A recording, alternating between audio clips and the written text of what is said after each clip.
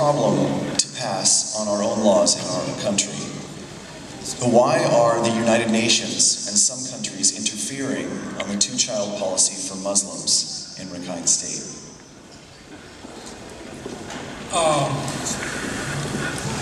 The two-child policy in Rakhine State is targeted at one particular ethnic minority. So if Myanmar government make a law to make two-child policy throughout the country, affecting every single ethnic minorities, including Myanmar, Shanka Chinkayi, I don't believe that there will be a voice coming up. But the question is, forcing people to have two children, making mandatory to one ethnic minority which has been denied citizenship, which has been under human rights violations, facing human rights violations and genocide. If you look at all the circumstances surrounding Rohingya people, and yet, while Myanmar government is denying their citizenship, giving their rights, and yet saying that you can have only two children, I think that math is simple. Population reduction, ethnic cleansing, eventual targeting at that population to eliminate them eventually. So it's not acceptable to the international community. That's why there's so much outcry. Thank you very much. Would you like to? Yes, please. As I mentioned, okay, the government has imposed a two-child limit on Rohingya for a long time. This announcement was by the Rakhine State government. And I believe that was the point. So it's now being posed as something that the Rakhine are doing against the Rohingya. And if it's something local, that's the sovereignty issue. International community, it's none of your business, it's an internal matter. That's why the international community, many have denounced it, but anybody with the power to do anything, they won't step in it. Interesting, unfortunate. Dr. Zarni, if you would join us for this question. There were so many indications that the Rakhine Commission's report was doctored and engineered to be in line with state's policy. It seems clear what would be in the report before the investigation was even started. So, in seeing that by comparing it to the Human Rights Watch report and reports from other international groups that have also studied the report, is there any investigation by any group into the methodology that the Commission used to document and expose the state-sponsored cover-ups?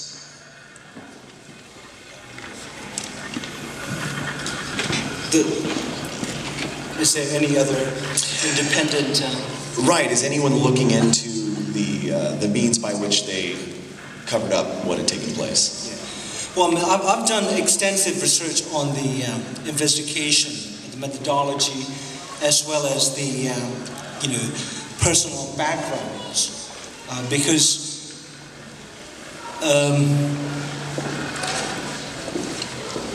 almost half of the Commission members were either my old friends, my teacher from the university, and my good acquaintances, including the chairman, Dr. Myomi, and the secretary, Dr. Choi Yan-Lai.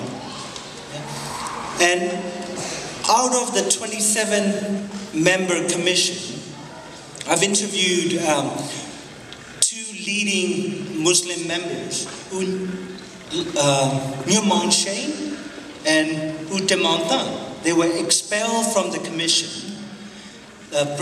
primarily because they attempted to push for more truthful investigation.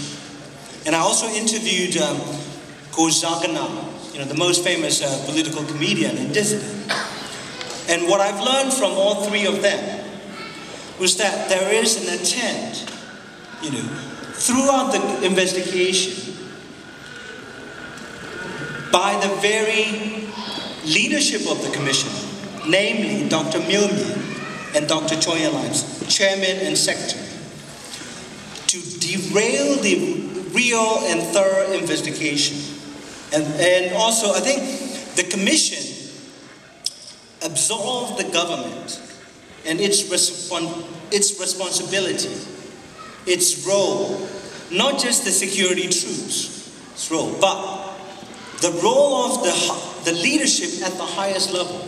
As Dr. Nora mentioned earlier, one of the principal instruments of Rohingya population control is Border Affairs Ministry.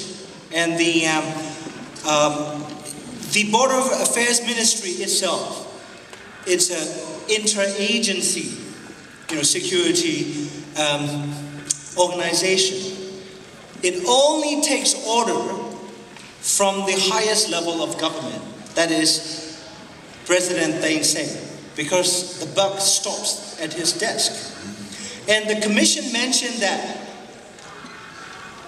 the security troops simply did not do enough, but it did not go far enough to say, well, if the security troops in Rakhine State were not acting to prevent effectively the pogroms, against the Rohingya, then of course, if you're doing a thorough investigation, the question you would ask is, why were central authorities that know that these troops in the Rakhine State would only act on the central command's order? Why were the central authorities not issuing orders? You see, there are two ways in which pogroms can be executed. One would be an active and direct participation of security troops in the mass slaughter and destruction of Muslims and Rohingyas. But the other would be security troops withdrawing its presence or being ordered not to take any action against Rakhine extremists who were fully armed and burning down Rohingya communities across the Rakhine State or slaughtering Rohingyas. One is active and direct involvement in the pogroms. The other is active refusal to intervene in the violence organized by the locals. So what happened is that the government allowed so-called communal horizontal violence through its vertical chain of command. So what that report has done is two things. One was it reinforced the ethnocide of the Burmese military government. It never called into question, despite its claim that it pored over all the historical documents and archives of Burma, it never established the fact that the Rohingyas were ethnic group, for about 10 years. Ethnic identity is not, it's not like a marriage where a husband or a wife can say the marriage is over, therefore, we cannot be couples anymore. But this is a community that was granted ethnic status. Right? And then finally, it absolved the government's central responsibility when it actively chosen to not stop the violence. So in that sense, this investigation and the commission report is a categorical whitewash of ethnic cleansing.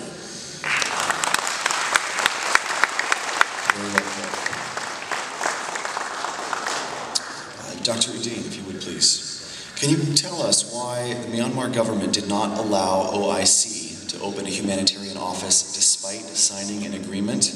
And a follow-up, what is the prospect of an OIC humanitarian office in Myanmar in the future? Yes, about Myanmar government signing a MOU with OIC has a lot of mystery. There are two analyses basically surfaced about this Myanmar government reportedly reneging the agreement made with OIC.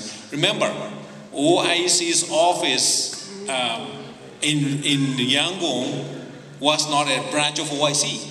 It is an OIC's humanitarian office, humanitarian aid, to provide aid to, clearly said OIC, all affected people, Rohingya, Rakhine, Khmer, as well as later on, the office was there, then Myanmar Muslims in Meitila and other places would have benefited this. OIC was proposing with an open arms. As part of their strategy was to alleviate the tension. If OIC shows their goodwill to these communities, providing tremendous amounts of supplies, even who knows, building their houses. If Rakhine houses were destroyed, they could build a Rakhine house too. So OIC was approaching with even-handedly. So what happened was, the first theory, we don't know what went on inside Myanmar government. Somebody will have to spy on them. So it's all closed door. But there's analysis and theory coming out. One theory was that Myanmar government deliberately set this up. Before they signed the MOU, they have already planned to renege it. Just to show international community that Myanmar government is opening up, is open to international agencies, international community, is not shutting the door, because Myanmar government want to be transparent, want to show the transparency through this kind of activities. So, but on the other hand, they have analysts are saying that they have already planned even before they signed it. They look, we're going to sign it and we're going to shut them down.